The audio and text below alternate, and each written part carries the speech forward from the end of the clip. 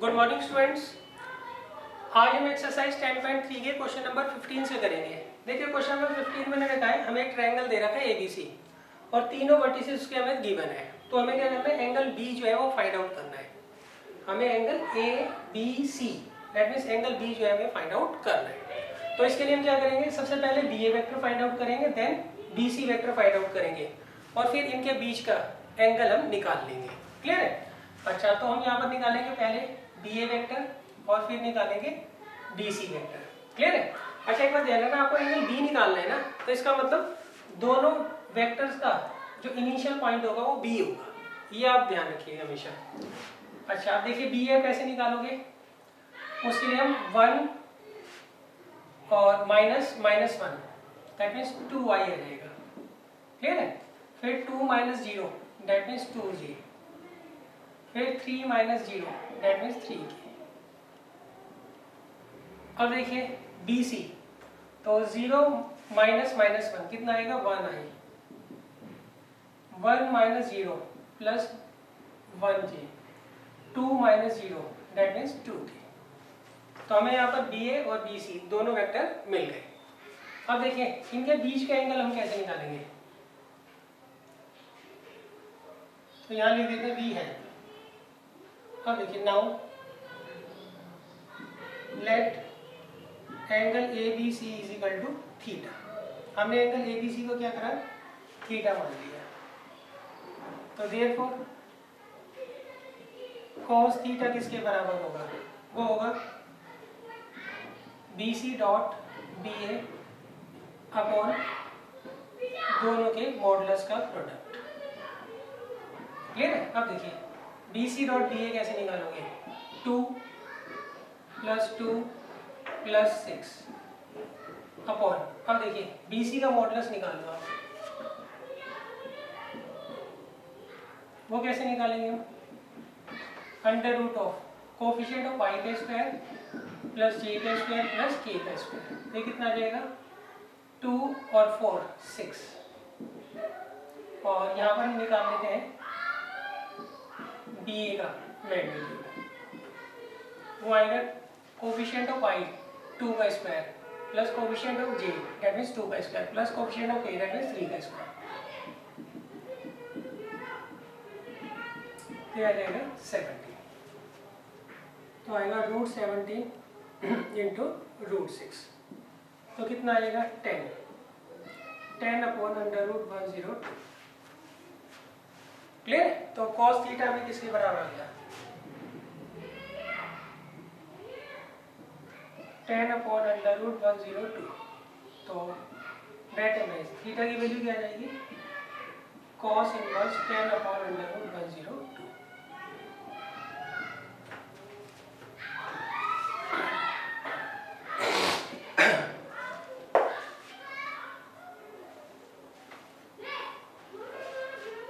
अब देखिए नेक्स्ट है क्वेश्चन नंबर 16।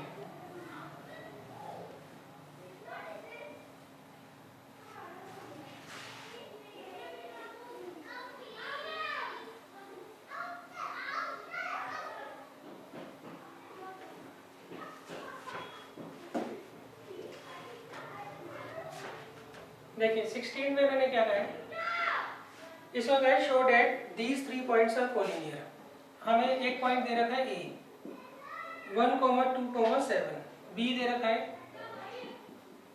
2, 6, 3 और सी दे रखा है 3, 10, -1। हमें ये प्रूव करना है तीनों पॉइंट्स क्या है, कोलिनियर है। कोलिनियर का मतलब क्या होता है बच्चों, ये तीनों के तीनों पॉइंट्स एक ही लाइन के ऊपर क्या करेंगे, लाई करेंगे। तो उसके लिए बच्चों हम क्या करते हैं, ए बी और B C vector find out कर लेते हैं। सही? अच्छा, अगर ये दोनों वेक्टर्स प्रोपोर्शनल होंगे, ये दोनों वेक्टर्स क्या होंगे, या तो सेम हो या प्रोपोर्शनल हो, तो इसका मतलब ये क्या होंगे, कोलिनियर होंगे। अच्छा, सेम और प्रोपोर्शनल जो होते हैं वो तो पैरेलल के केस में भी होते हैं, मगर पैरेलल में कोई भी पॉइंट कॉमन नहीं होता है, ये ध्यान रखिएगा। दो वेक्टर्स मान लीजिए अगर आपको इक्वल दे रखे हैं, दो वेक्टर्स अगर आपको मान लीजिए इक्वल दे रखे हैं या प्रोपोर्शनल दे रखे हैं, तो वो कोलिनियर और पैरेलल कुछ भी हो सकते हैं। क्लियर है? हाँ, अब इन केस मान लीजिए कि अगर उनमें कोई कॉमन पॉइंट आ गया, तो उस केस में वो पैरेलल नहीं हो सकते हैं, उसमें सिर्फ वो कोलिनियर ही होंगे। सही, तो सबसे पहले हम निकालेंगे ए बी वेक्टर।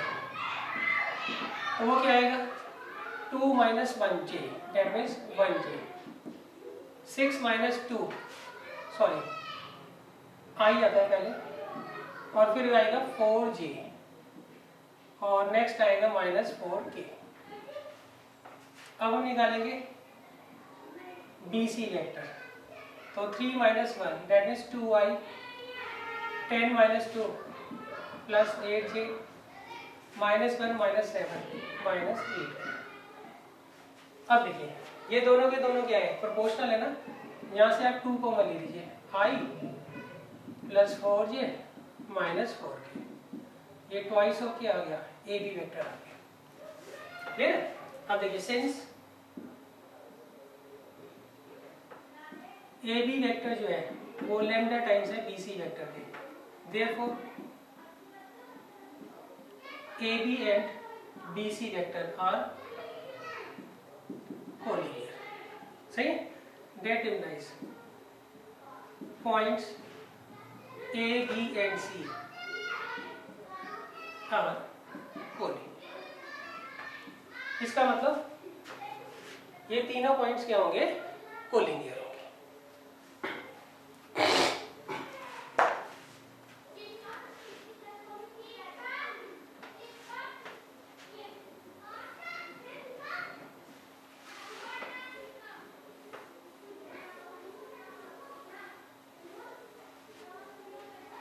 अब देखिए नेक्स्ट है क्वेश्चन नंबर 17। इसमें उन्होंने कहा है शो डेट, आपको यहाँ पे 3 वेक्टर्स दे रखे हैं, form the vertices of a right angle triangle. देखिए यहाँ पे हमें पहला वेक्टर दे रखा है 2i माइनस जे प्लस के, दूसरा वेक्टर दे रखा है i minus 3j minus 5k, और तीसरा वेक्टर दे रखा है 3i minus 4j minus 4k। अब देखिए हमें ये प्रूव करना है, ये तीनों के तीनों जो पॉइंट्स हैं, ये तीनों के तीनों जो वेक्टर्स हैं, ये पोजीशन वेक्टर है किसके, पॉइंट्स के। सही, किस ट्रायंगल के, राइट एंगल ट्रायंगल के। सही, हमें प्रूव करना है ये तीनों के तीनों वेक्टर्स जो है पॉइंट्स को रिप्रेजेंट करते हैं, पॉइंट्स के पोजीशन वेक्टर है किसी राइट एंगल ट्रायंगल के। क्लियर है?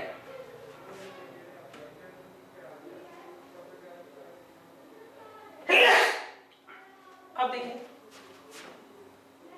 ये हमें ट्रायंगल दे रखा है,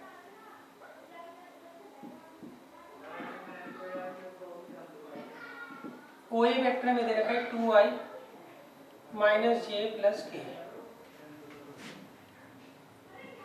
ओ बी वेक्टर दे रखा है i minus 3j minus 5k, और ओ सी वेक्टर हमें दे रखा है 3i minus 4j minus 4k।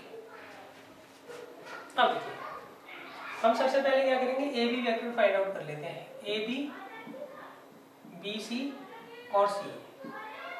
सही, फिर हम क्या करेंगे, इनका मैग्नीट्यूड मतलब लेंथ फाइंड आउट करेंगे। क्लियर है? तो सबसे पहले ए बी वेक्टर निकालता हूं मैं, कितना आएगा i minus 2i that means minus i minus 3 plus j minus 3j plus j minus 2j minus 6। Clear है? अब आप निकाल लीजिए B C, 2i minus 1j plus K. Next C A निकाल लीजिए, माइनस i प्लस 3j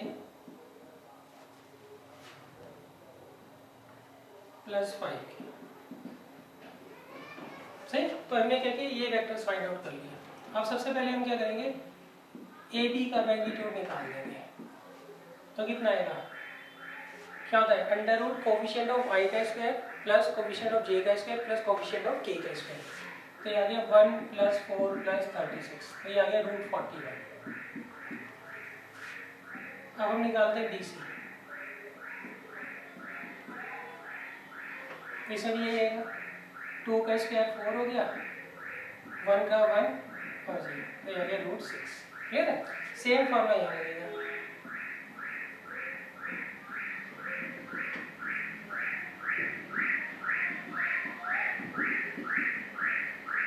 अब देखिए यहाँ पर जो, अब देखिए हमने क्या किया, AB, BC और CA की लेंथ फाइंड आउट कर ली।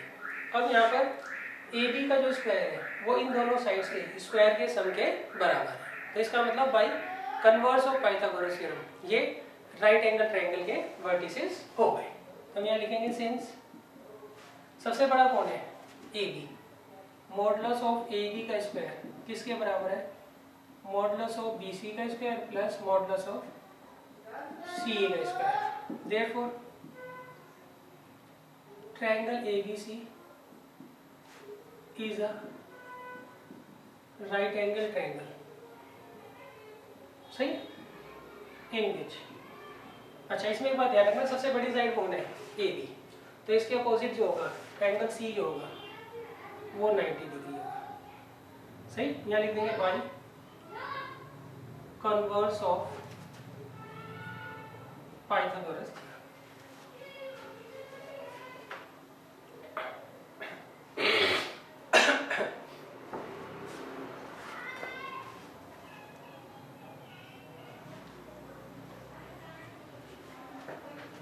अब देखिए इसके बाद है क्वेश्चन नंबर 18।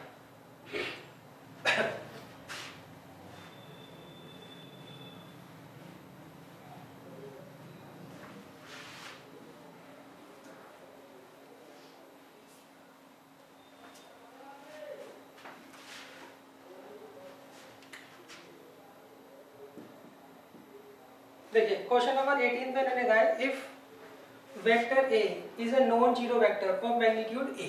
देखिए वेक्टर A जो है नॉन जीरो वेक्टर है, उसका मैग्नीट्यूड A के बराबर दे रखा है। अच्छा यहाँ पे लैम्डा जो है नॉन जीरो स्केलर है, और यहाँ पर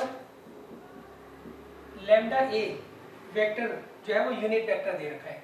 लैम्डा इंटू A वेक्टर किसके बराबर है, यूनिट वेक्टर के बराबर है। दैट मीन्स इसका जो मैग्नीट्यूड होगा, मॉडुलस होगा, वो किसके बराबर होगा, 1 के बराबर होगा, सही। तो हमें यहाँ पे 4 रिलेशन दे रखे हैं। पहला लैम्डा इज इक्वल टू 1, दूसरा लैम्डा इज इक्वल टू -1, तीसरा a is equal to modulus of lambda, और fourth a is equal to 1 upon modulus of lambda. Clear है? हमें बताना है कि कौन सा रिलेशन सही है। तो अब देखिए कैसे करेंगे, आप इसे लीजिए, हमें दिया गया है लैम्डा इंटू ए का जो मॉडुलस है वो 1 के बराबर है। क्लियर है? अब आप लगाइए, इसको ऐसे लिख सकते हैं लैम्डा का मॉडुलस इंटू ए का मॉडुलस इज इक्वल टू 1। इसकी वैल्यू क्या दे रखी है आपको, ए। क्लियर है? तो आप देख लीजिए यहाँ पे कौन सा ऑप्शन आ रहा है, ये वाला ऑप्शन आ रहा है। ए की वैल्यू क्या आ रही है, 1 अपॉन मॉडुलस ऑफ लैम्डा। सही। तो इसका ये जो डी पार्ट है ये इसका सॉल्यूशन होगा।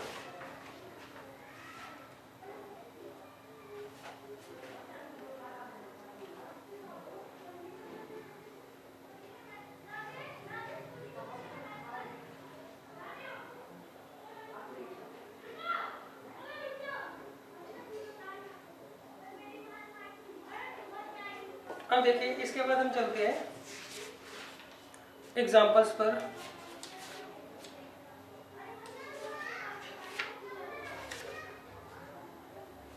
एग्जाम्पल 13 आपको खुद करना है, 14 भी इजी है, खुद करना है। 15 और 16 भी बच्चों इजी है, ये आप खुद कर लीजिएगा। 18 भी इजी है, और 19 20 मैं कराऊंगा। 21 भी आपको खुद करना है। ये इजी है इसलिए मैं नहीं करवा रहा हूँ।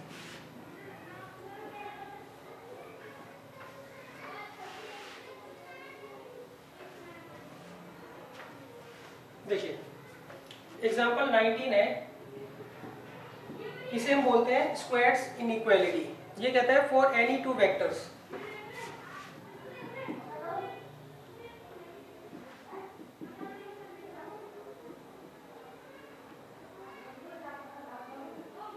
for any two vectors a and b, we have a dot b का जो मॉडुलस होगा वो हमेशा लेस देन इक्वल टू होगा modulus of a into modulus of b। Clear है? अच्छा, इसका पूरा नाम कॉशी स्क्वायर्स इनइक्वालिटी होता है, तो ये आप याद कर लीजिएगा इस स्पेलिंग भी। सही, कभी पूछ ले वो ये भी कह सकते हैं कॉशी स्क्वायर्स इनइक्वालिटी की स्टेटमेंट लिखो और उसे प्रूव करो, और वो ये भी कह सकते हैं एक नंबर में ये कौन सी इनइक्वालिटी है। क्लियर है? तो इसकी स्पेलिंग ढंग से याद कर लेना आप लोग। अब देखिए यहाँ पर इन्होंने कहा हमें प्रूव करना है, मान लीजिए आपको दो वेक्टर्स दे रखे हैं ए और बी, तो वो हमेशा इस रिलेशन को क्या करेंगे, होल्ड करेंगे। क्लियर है? अब देखिए कैसे करना है। देखिए सबसे पहले case 1, if either vector a is equal to 0 और b is equal to 0, then statement is true. Trivially सही है, फिर तो ये अपने आप ही प्रूव हो ही गया, फिर हमें प्रूव करने की जरूरत नहीं है। अगर मान लीजिए a और b में कोई एक भी अगर 0 है तो ये रिलेशन अपने आप ही ट्रू हो जाएगा। क्यों? 0 is less than equal to 0 होता है, मतलब 0 इज इक्वल टू 0 होता है। क्लियर है? अच्छा, केस 2, इफ वेक्टर a जो है वो भी नॉन जीरो है एंड वेक्टर b जो है वो भी नॉन जीरो है, तो उसके लिए हम क्या करते हैं, इसको प्रूव करेंगे। अगर मान लीजिए इनमें से कोई भी एक वेक्टर 0 है तो अपने आप ही प्रूव हो गया, दोनों साइड 0 0 आ गया। सही। अब अगर मान लीजिए दोनों ही नॉन जीरो है, दोनों ही क्या है, नॉन जीरो है, तो उस केस में देखिए आप कैसे प्रूव करेंगे। सही। अच्छा, यहाँ पर हम क्या करते हैं, पहले लेट करते हैं, let angle between vector A and vector B is theta. सही। देयरफॉर cos थीटा किसके बराबर होगा, a dot B upon modulus of a into modulus of b। ये तो आती है बात समझ भाई। cos थीटा, मान लीजिए आपको दो वेक्टर्स दे रखे हैं a और b और उनके बीच का एंगल थीटा है, तो उस केस में cos थीटा क्या होता है, a dot b upon modulus of vector a into modulus of vector b। Clear है? इसे आप डाल लीजिए नंबर 1। अब देखिए हमें ये पता है, वी नो डेट कि cos थीटा की जो वैल्यू होती है वो हमेशा क्या होती है, लेस देन इक्वल टू क्या होती है, 1 होती है। cos थीटा की वैल्यू क्या होती है, हमेशा लेस देन इक्वल टू 1 होती है। और हम ये भी कह सकते हैं मॉडुलस ऑफ cos थीटा जो होता है वो हमेशा क्या होता है, लेस देन इक्वल टू 1 होता है। क्लियर है? cos थीटा की सबसे लोअर वैल्यू क्या होती है, -1, सबसे बड़ी वैल्यू क्या होती है, 1। तो इसका मतलब cos थीटा की वैल्यू हमेशा क्या होती है, लेस देन इक्वल टू 1 होती है। अगर आप मॉड लगा लोगे तब भी मॉड ऑफ cos थीटा की जो वैल्यू होगी हमेशा लेस देन इक्वल टू 1 होगी। सही। अब इसे ले लेंगे 2। अब देखिए from first and second, cos theta की वैल्यू ये है ना, इसको उठाकर यहाँ रख देंगे।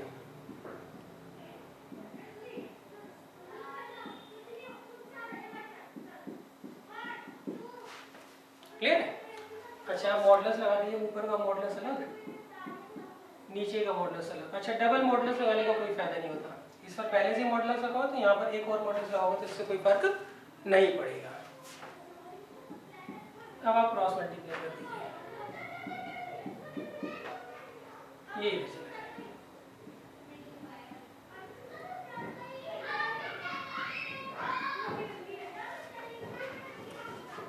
क्लियर। तो ये हमारा आंसर आ गया, यही हमें प्रूव करना था। तो यहाँ पे ये रूल और ये फॉर्मूला आप याद रखिएगा।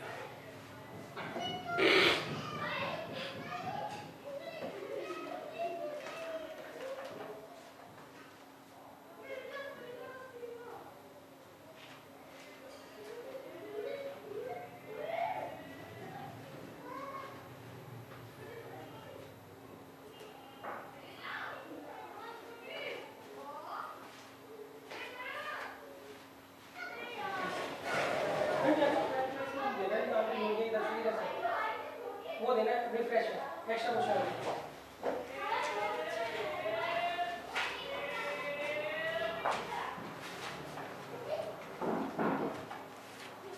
अब देखिए नेक्स्ट है एग्जाम्पल 20। इसे बोलते हैं ट्रायंगल इनइक्वालिटी। इसे हम बोलते हैं ट्रायंगल इनइक्वालिटी।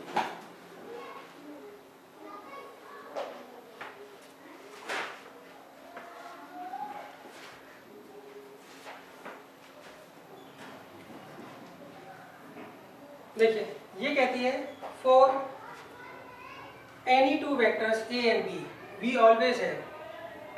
इसकी स्टेटमेंट बच्चों याद कर लेना आप लोग। इसे बोलते हैं ट्रायंगल इनइक्वालिटी। इसमें है for any two vectors A and B we always है modulus of vector A plus vector B is less than equal to modulus of A plus modulus of B. ये हमें क्या करना है, प्रूव करना है। अब देखिए इसको कैसे करेंगे। देखिए इसमें जो हम केस 1 लेंगे, सही। अगर मान लीजिए इनमें से ए और बी में से कोई एक अगर 0 है तो इनइक्वालिटी क्या होगी, अपने आप ही प्रूव हो जाएगी। केस 1 द इनइक्वालिटी इसे हम लिखते हैं either vector A is equal to 0 और vector B is equal to 0। Clear है? तो हम यहाँ लिखेंगे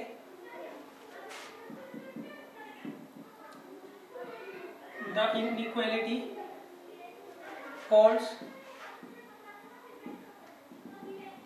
ट्रिवियली।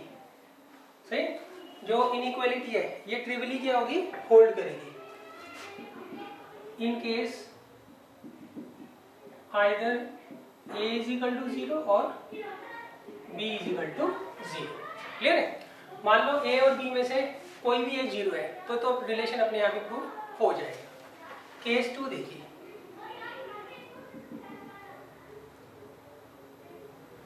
यहाँ पे लिखो इफ वेक्टर a जो है वो भी नॉन जीरो है एंड वेक्टर b जो है वो भी नॉन जीरो है। तो इसको देखिए हम कैसे करेंगे। अब देखिए इसके लिए हम क्या करते हैं, इसके स्क्वायर की वैल्यू देखते हैं।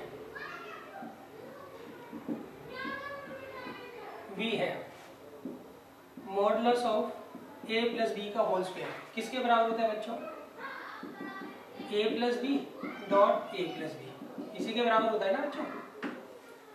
क्यों, a डॉट a जो होता है वो हमेशा मॉडुलस ऑफ a के स्क्वायर के बराबर होता है, ये हम जानते हैं। क्लियर है? तो अब देखिए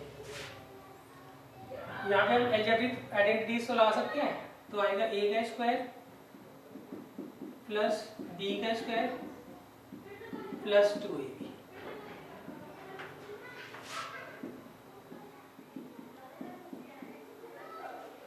क्लियर बच्चों? अब देखिए अब हमने ये प्रूव कर दिया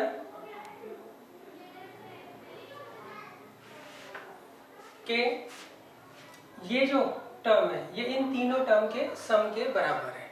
सही। अब अगर मान लीजिए मैं इस टर्म को रिप्लेस करके इससे बड़ा कोई नंबर यहाँ रखता हूँ तो उस केस में इन दोनों में ये वाली जो साइड होगी वो बड़ी हो जाएगी। ठीक है? जैसे मान लीजिए 10 जो है 4 प्लस 6 के बराबर है। अब अगर मैं यहाँ से 6 को हटाकर 6 से बड़ा नंबर लिखूंगा तो ये वाली साइड क्या होगी, ऑटोमेटिकली बड़ी हो जाएगी। क्लियर है? यानी बस समझ। तो हम यहाँ लिखेंगे that implies a plus B का whole square vector a plus vector b का होल स्क्वायर जो होगा, सही, वो क्या होगा, लेस देन इक्वल टू होगा वेक्टर a का स्क्वायर प्लस वेक्टर b का स्क्वायर। क्लियर है? अच्छा अब मैं क्या करूँगा, इसकी जगह इससे बड़ा नंबर रखता हूँ तो वो क्या होगा, twice of modulus of a dot b। देखिए हमें पता है वी नो दैट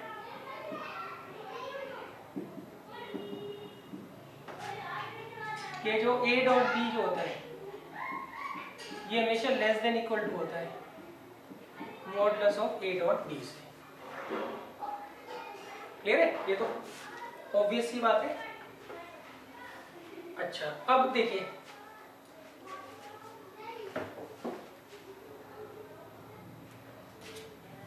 अब हमने क्या किया था, स्क्वायर्स इनइक्वालिटी पढ़ी थी।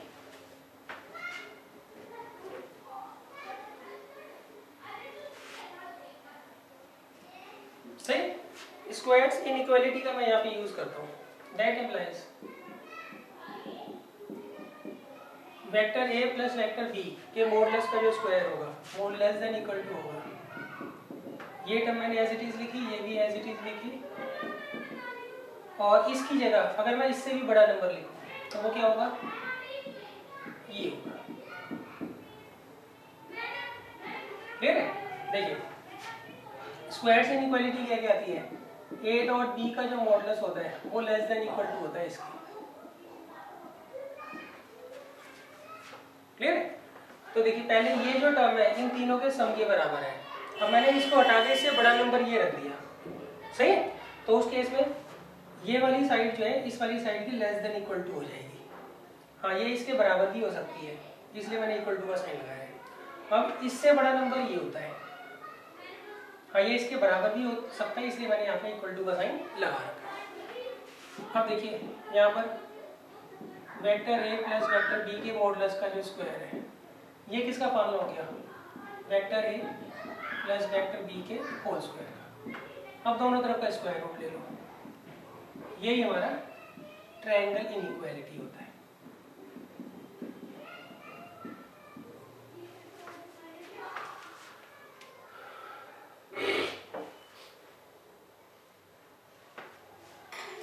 तो बच्चों इनकी नेमिंग जरूर आप याद कर लेना, सही है? और स्टेटमेंट आपको जरूर याद करनी है।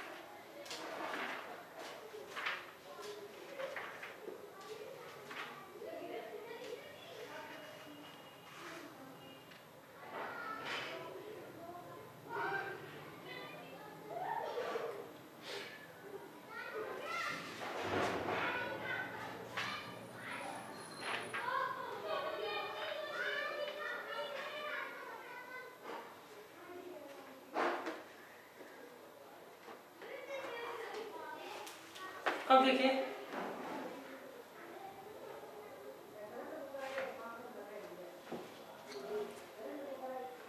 मैं आपको एक दो इंपॉर्टेंट क्वेश्चंस करवा रहा हूँ। वैसे नॉर्मली ये चैप्टर्स जो है वो एनसीईआरटी से नहीं आता है, इसके ज्यादातर एक्स्ट्रा क्वेश्चंस ही आते हैं।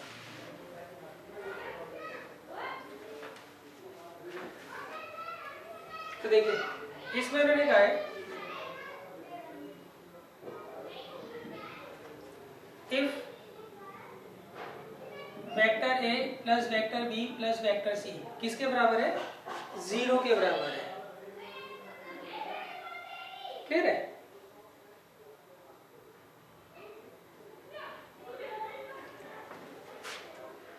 और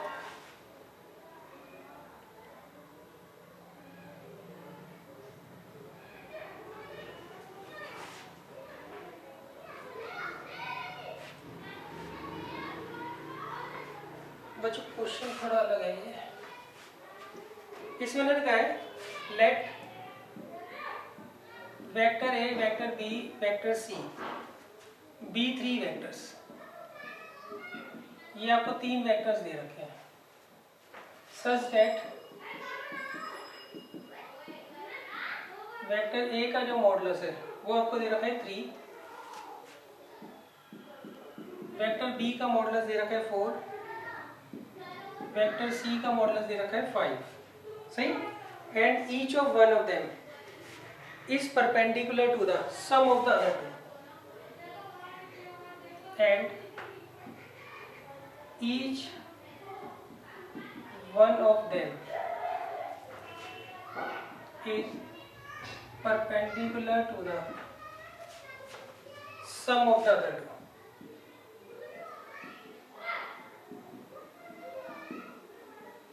Sum of the other two. Find modulus of vector A plus vector B plus vector C. अब देखिए कैसे करना है।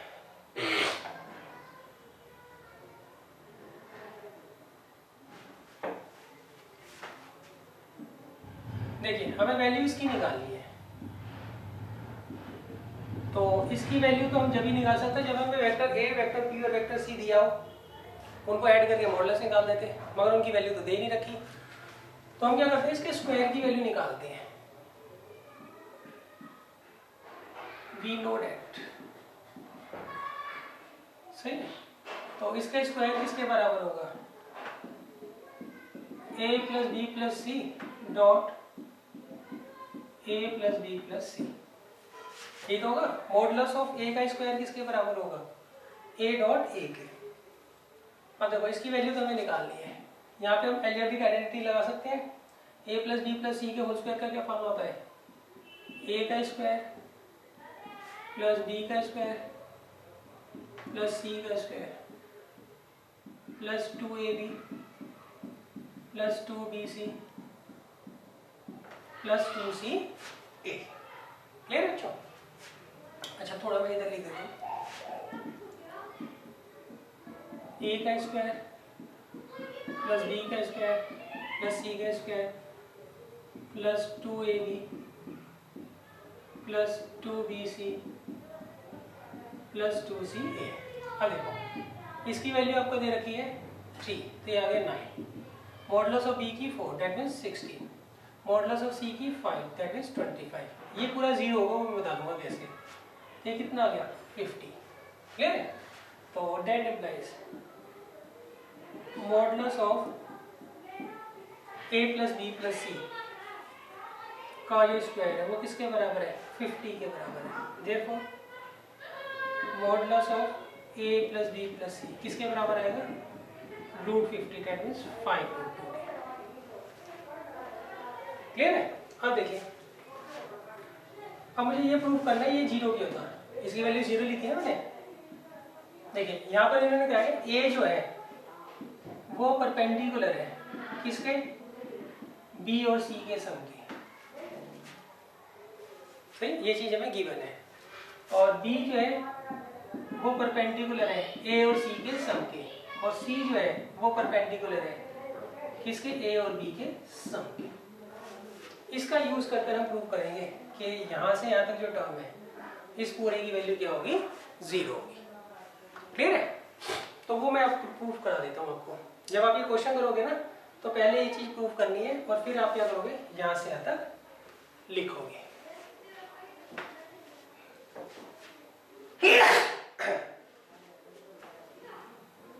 तो देखिए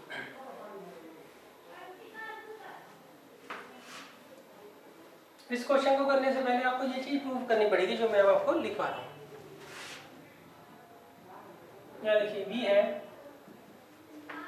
वेक्टर a जो है वो परपेंडिकुलर है वेक्टर b और c के सम के, इसलिए इनका जो डॉट प्रोडक्ट होगा वो किसके बराबर होगा, 0 के। तो ये कर लीजिए a dot b plus a dot c किसके बराबर होगा, 0। सेकंड b जो है वो परपेंडिकुलर है c प्लस a के, तो इसीलिए इनका डॉट प्रोडक्ट क्या होगा, 0 होगा। ये कितना आ जाएगा, b dot c plus b dot a, 0 के। नेक्स्ट c जो है परपेंडिकुलर है vector a plus vector b के,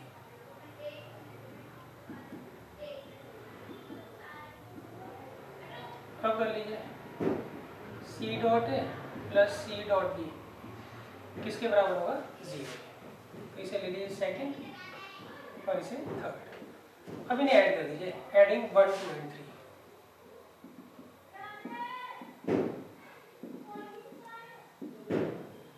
सही। तो A dot B, A dot B, A dot C, A dot C, B dot C, B dot C, तो 0 clear है?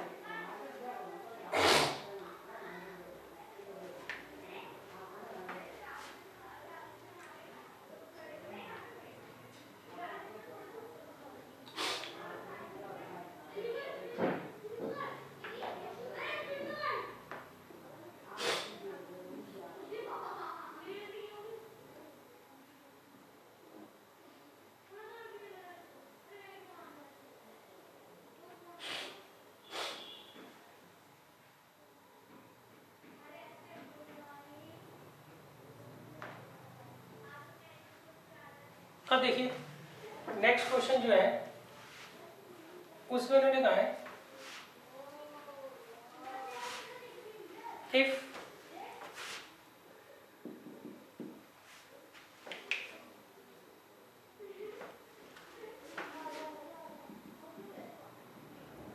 A and B are two unit vectors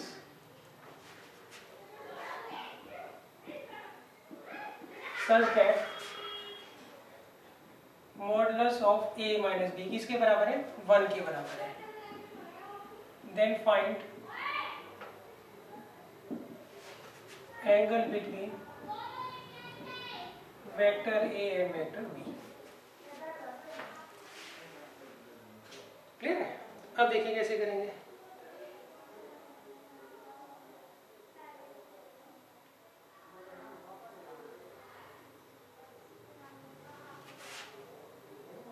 देखिए हम vector A minus vector B के modulus की value जब भी find out कर सकते हैं। सही, जब हमें वेक्टर A और B दिया हो। अब यहाँ पे वेक्टर A और B तो दे नहीं रखा है इन्होंने, तो इस केस में हम क्या करते हैं, इसके स्क्वायर की वैल्यू निकाल लेते हैं। तो हम लिखेंगे वी हैव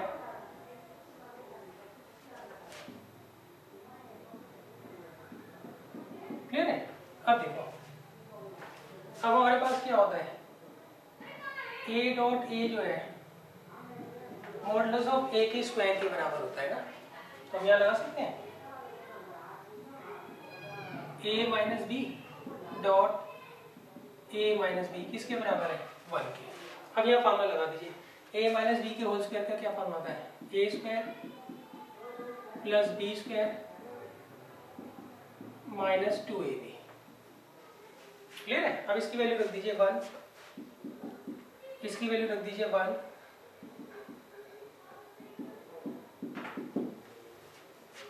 ठीक। अब देखिए 1 से तो 1 चला जाएगा, तो 1 किसके बराबर आ गया? Twice of A dot B के। तो ए डॉट बी किसके बराबर आ गया? 1/2। क्लियर बच्चों? तो ये आपको ध्यान रखना है। आपने ए डॉट बी की वैल्यू निकाल ली। देखो हमें ए और बी वेक्टर तो दे नहीं रखा, तो हम ऐसे में क्या करते हैं, इसका स्क्वायर फाइंड आउट कर लेते हैं। तो उसे सॉल्व करा तो ये आ गया। सही, फिर ए और बी की वैल्यू रख दी मॉडुलस की, तो उससे ए डॉट बी किसके बराबर आ गया? 1/2 के बराबर मिल गया। अब इसे फॉर्मूला लगाते हैं, ये होता है modulus of A modulus of B. चलो यहाँ लिख देता हूँ 1/2 is equal to modulus of A modulus of B into cos theta. A और बी की वैल्यू 1 रख दीजिए, तो कॉस थीटा किसके बराबर आ गया? 1/2 के। अब 1/2 कब आता है बताओ? कॉस में वो आता है 60। तो थीटा किसके बराबर आ गया? π/3।